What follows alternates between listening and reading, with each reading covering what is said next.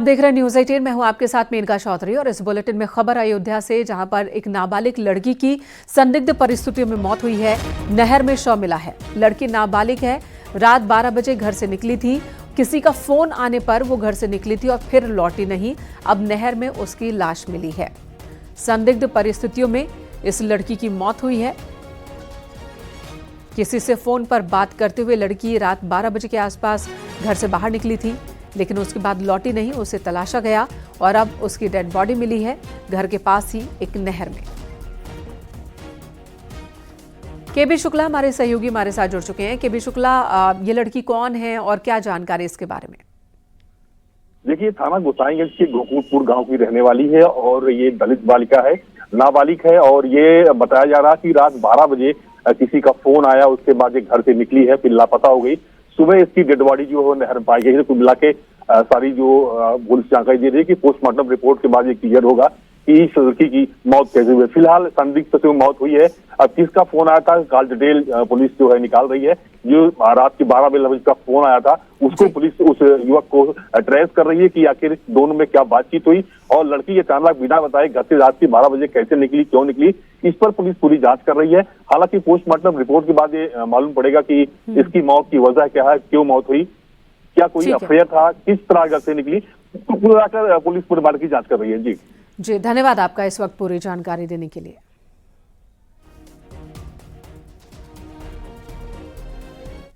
उधर उन्नाव में 2 मंदिरों में 3 शिवलिंग खंडित कर दिए गए। मानसिक रूप से विक्षिप्त अवधेश कुर्मी नाम के एक शख्स ने यह काम किया है, उस पर आरोप लगे हैं।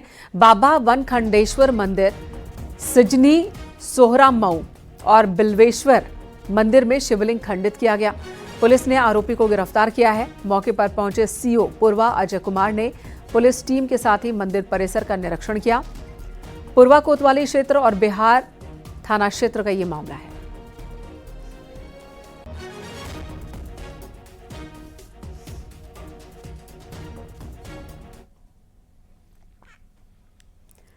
सोनभद्र में नहर का तटबंध टूटने से खेतों में पानी भर गया। सैकड़ों बीघा फसल जलमग्न हो गई, जिससे फसल बर्बाद हो गई है। किसानों ने अधिकारियों पर कई गंभीर आरोप लगाए। आरोप है कि नहर की मरम्मत के नाम पर खानापूर्ति की गई।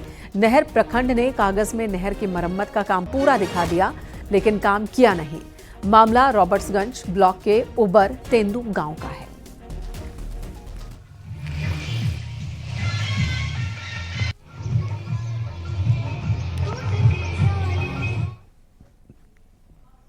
फतेहपुर में पशु प्रेम का एक अनूठा मामला सामने आया। यहां एक शख्स ने अपने पालतू डॉगी के पिल्लों की छठी मनाई और वो धूमधाम से, जिसमें उसने दिल खोलकर खर्च किया है। दिखाते हैं आपको जश्न की ये तस्वीर। पूरा गांव जमा है, जश्न हो रहा है, लोग खुशी से नाच रहे हैं। घोड़ा भी नाच कूद कर लोगों का मनोरंजन कर रहा है।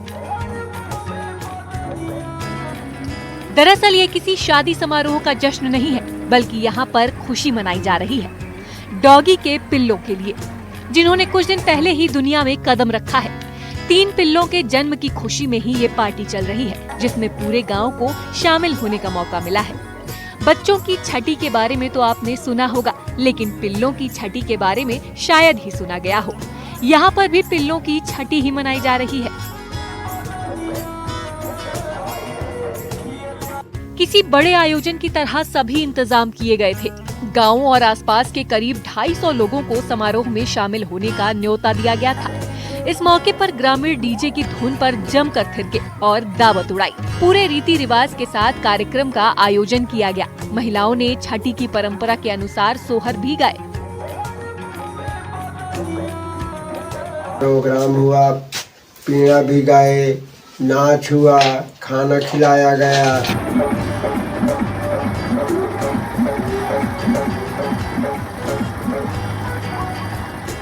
मामला धाता थाना क्षेत्र के अजरौली पलावा गांव का है। यहाँ रहने वाले आल्हा एक किसान हैं। उन्होंने एक डॉगी पाल रखी है, जिसे वो पपी कहकर पुकारते हैं। हाल ही में पपी ने 3 पिल्लों को जन्म दिया, जिसके बाद आल्हा ने उनके जन्म का जश्न मनाने का फैसला किया। आयोजन में 1 लाख रुपए खर्च करने की बात सामने आई है। सोशल मीडिया पर भी ये वीडियो खूब वायरल हो रहा है। फिलहाल पूरे इलाके में कुत्ते के पिल्लों की छठी की दावत की चर्चा हो रही है।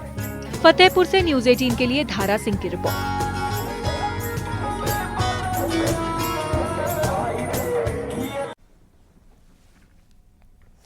इधर बागपत में जूतों की दुकान में आग लग गई। शॉर्ट सर्किट को आग लगने की वजह बताया जा रहा है। आग से दुकान में रखा लाखों का सामान जल गया। सूचना पर पहुंची फायर ब्रिगेड की टीम ने आग पर काबू पाया। खेकड़ा थाना क्षेत्र के रामपुर कॉलोनी में यह हादसा हुआ है।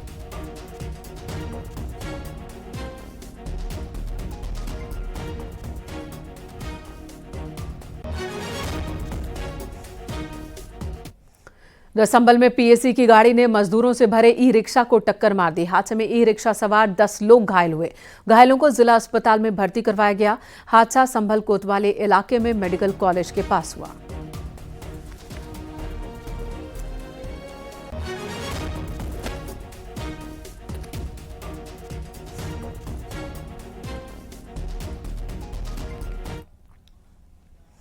तो अगली खबर का रुख कर लेते हैं। अगली खबर हम आपको दिखा रहे हैं कि 26 महीने 4 स्टेट और 500 किलोमीटर की दूरी तय कर चुका है उत्तराखंड का एक घुमक्कड़ बाघ, जिसे नाम दिया गया है RT5। अक्टूबर 2022 में उत्तराखंड से चला ये बाघ यूपी, हिमाचल, हरियाणा होते हुए अब जम्मू कश्मीर तक पहुंच गया है। देखिए इस घुमक्कड़ बाघ पर यह रिपोर्ट।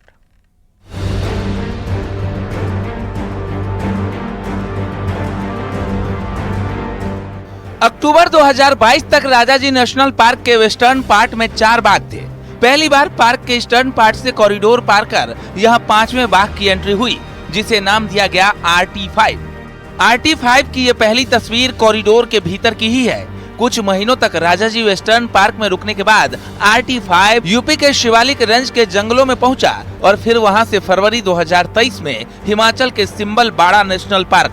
कुछ महीने हिमाचल में घूमने के बाद ये बाघ मई 2023 में हरियाणा के कलेश्वर वाइल्ड लाइफ सेंचुरी में एंट्री कर गया। कई महीनों तक RT5 हरियाणा और हिमाचल के बीच घूमता रहा और अब ये बाघ जम्मू कश्मीर के राजौरी पहुंच गया है। हालांकि उत्तराखंड वाइल्ड लाइफ डिपार्टमेंट इसके राजौरी में होने की अभी पुष्टि नहीं कर रहा है। अभी उसको हमने बिल्कुल जांच कर रहे हैं। हमारा संज्ञान में ये चीज आ रखा है। हमने जम्मू कश्मीर काउंटर पार्ट से बात भी हमारा डायरेक्टर राजा जी कर रहे हैं और इसके बाद फिर हमको जो डिटेल पता चलेगा हमको बताएंगे, क्योंकि टाइगर का संख्या बढ़ने के साथ साथ ही उन्होंने न्यू टेरिटोरीज आते हैं, वो लॉन्ग रेंज एनिमल होते हैं। सो हमको अभी उसका अगर कोई फोटोग्राफ्स होते हैं ना ट्रैप कैमरा का, तो अभी जम्मू कश्मीर का हमारे काउंटर पार्ट के साथ हमारा डायरेक्टर राजा जी लगातार संपर्क में है। उत्तराखंड की वाइल्ड लाइफ हिस्ट्री में ये पहला मामला है। हालांकि इससे पहले महाराष्ट्र से चला एक बाघ 2000 किलोमीटर की दूरी तय कर ओडिशा पहुंच गया था। उत्तराखंड वाइल्ड लाइफ डिपार्टमेंट फिलहाल जम्मू कश्मीर से सेना द्वारा ली गई बाघ की फोटो मंगाने का प्रयास कर रहा है।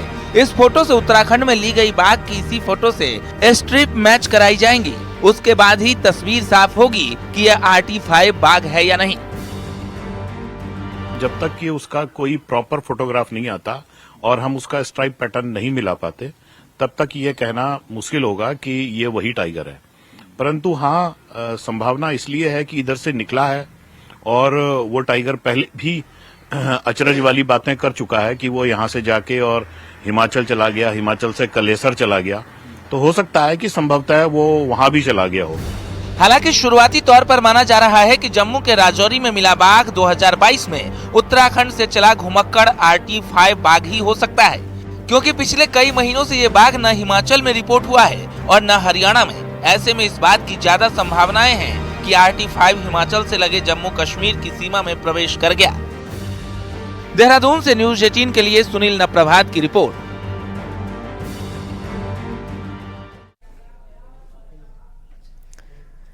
कोहरे और ठंड का असर रोडवेज बसों के परिचालन पर भी दिखने लगा है। कोहरे की वजह से रोडवेज बसों की रफ्तार पर ब्रेक लग गया है। परिवहन विभाग ने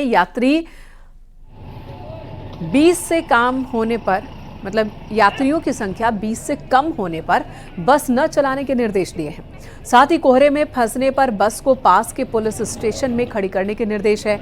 यात्री भी ठंड में सफर करने से बच रहे हैं। हालात ऐसे हैं कि कानपुर के झकड़कटी बस स्टैंड से 500 में महज 600 बसों का ही संचालन हो रहा है।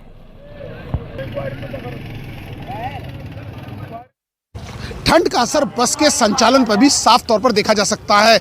इस वक्त न्यूज़ 18 टीम ग्राउंड जीरो पर कानपुर के इस झकरकटी बस स्टैंड पर आप देख सकते हैं कि ये वो जगह है जहां लगभग 1,500 से ज़्यादा बसेस अप डाउन करती हैं। उत्तर प्रदेश, बिहार, उत्तराखंड, राजस्थान और दिल्ली तक की बसेस हैं और ऐसे में ठंड की वजह से बसेस खाली हैं।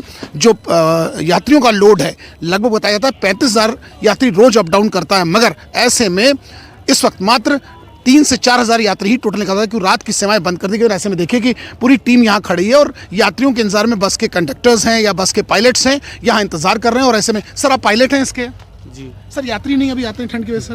नहीं, इसीलिए तो हम लोग खड़े हैं यहाँ। कितना घंटा खड़ा रहना पड़ता है यात्री? अरे 2-2 घंटा हम लोग खड़े हैं, यात्री जबकि 2 से 2:30 मेरा टाइम है। हाँ। लेकिन लेकिन हम 1 बजे से ही खड़े हैं, एक भी यात्री नहीं है गाड़ी तो आप में। देख सकते हैं कि यात्रियों क्या आता है। चलिए मैं बस को दिखाना चाहूंगा। बस कितनी शीशे देखे, पूरी बस को परफेक्ट रखा गया है, सारे शीशे इनके चेक किए जाते हैं, मगर ऐसे में जो बस चलने को तैयार है उसमें यात्री बिल्कुल नहीं है। और देखिए बस में इस वक्त हम लोग भी पहुंचे, पूरी गाड़ी खाली पड़ी है और ऐसे यही दशा हर बसेस की है क्योंकि किसी में 2 यात्री, किसी में 4 यात्री, किसी में 3 यात्री और किसी में कुछ भी नहीं। और ऐसे में रात की सेवाएं जहां एक और बंद कर दी गई हैं तो वहीं दिन में भी अधिकारियों का साफ कहना है कि दुर्घटना से देल भरी के सिद्धांत पर हम चल रहे हैं। वीडियो जर्नलिस्ट आशीष पांडे के साथ अमित गंजू, न्यूज़ 18 कानपुर। महिलाओं की सुरक्षा को ध्यान में रखते हुए गौतम बुद्ध नगर के लिए बड़ा फैसला आया है। अब जिम, स्विमिंग पूल, योग सेंटर्स में महिला ट्रेनर नियुक्त किए जाएंगे और ये अनिवार्य कर दिया गया है।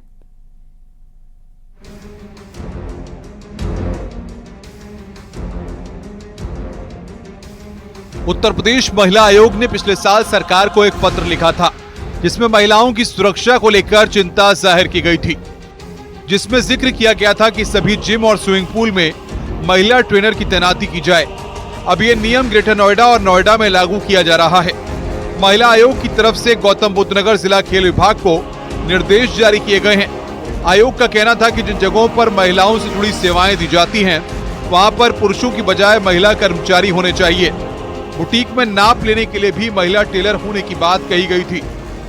गौतम बुद्ध नगर जिला प्रशासन ने महिला सुरक्षा को देखते हुए एक महत्वपूर्ण निर्णय लिया है। इस वक्त हम जिम में ही मौजूद हैं और आपको बता दें तमाम जिम, इसके अलावा जो भी महिला संबंधित खेल एकेडमीज हैं, स्विमिंग पूल हैं, इन तमाम जगहों पर एक निर्णय लिया गया और इन सभी संचालकों को पत्र भी जारी किया गया है जिसके माध्यम से बताया गया है कि वहां पर महिला ट्रेनर का होना अनिवार्य है। साथ ही उस प्रीमाइसेस में, यानी जैसे कि इस वक्त हम जिम में मौजूद है, यहां पर प्रीमाइसेस में जो भी व्यक्ति एंटर करेगा उसका आधार कार्ड होना अनिवार्य है। साथ ही सीसीटीवी लगे होने चाहिए और सीसीटीवी की डीवीआर भी होनी चाहिए जिसको जिला प्रशासन लगातार समय समय पर चेक करता रहेगा।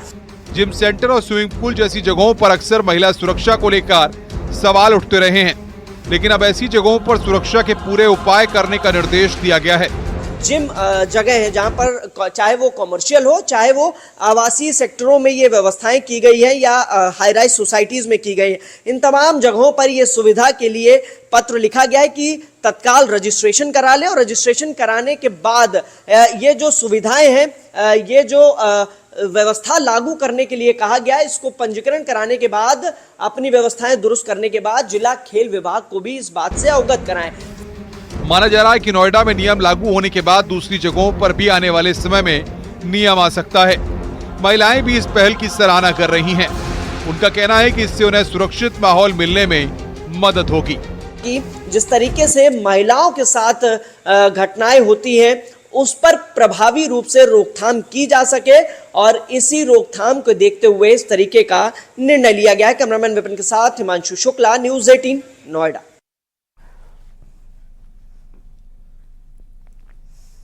बरेली में पुलिस और जिला प्रशासन ने भूमाफियाओं के खिलाफ बड़ी कार्रवाई की है। पुलिस ने शिकायत मिलने पर गैंग के खिलाफ 3 केस दर्ज किए। जांच के बाद कार्रवाई करते हुए 4 दिन पहले थाने के इंस्पेक्टर, सब इंस्पेक्टर समेत 3 पुलिसकर्मियों को सस्पेंड किया गया। अब सरगना निलंबित लेखपाल और उसके दोस्त को गिरफ्तार किया गया है। इस गैंग का सरगना चकबंदी विभाग का एक लेखपाल है। आरोप है कि इस गैंग के लोग फर्जी कागजात और वसीयत बनवाकर कई लोगों को जमीन बेचा करते थे।